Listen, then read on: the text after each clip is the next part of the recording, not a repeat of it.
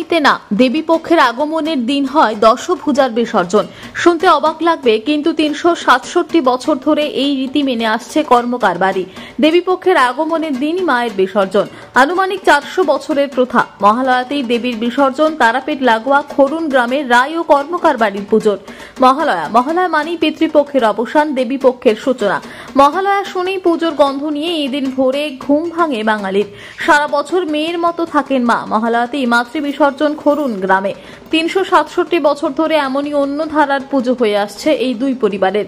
এ যেন দুর্গোৎসবের উল্টো ছবি রামপুরহাটের এই খরুন গ্রামের রায় ও কর্মকার পরিবারে। মহালয়া মানেই পুজো শুরু, সেখানে খরুন গ্রামে অন্য নিয়ম। মহালয়া মানেই নীল আকাশে কাশফুলের মতো মেঘ, গ্রামের রং করা দেওয়ালে শরতের রোদ।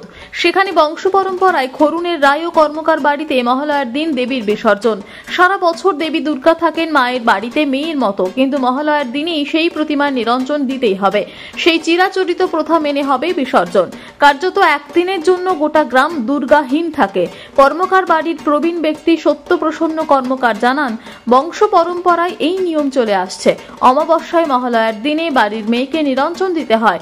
৩৫০ বছর আগে মাটির মন্দিরে পটের মূর্তিতেই দেবী বন্দনা শুরু হয়।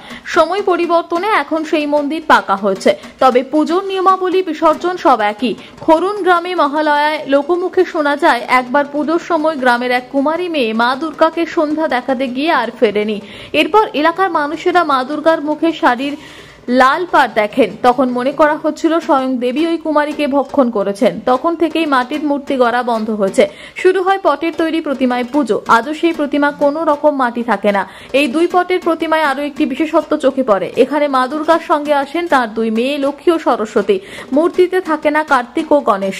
তবে কালের স্মরণী বেয়ে সেই পটে পড়েছে শোলার কারুকার্যের ছোঁয়া। অনেকদিন থেকে হয়ে আসছে, যেদিন থেকে দুর্গাপূজা হয়েছে।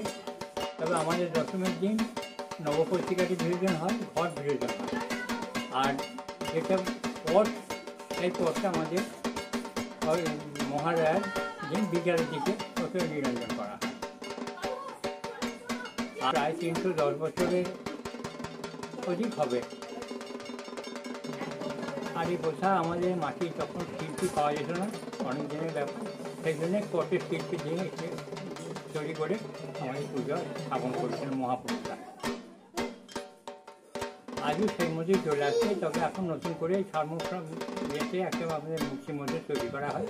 সেইটাকেই আমরা ওই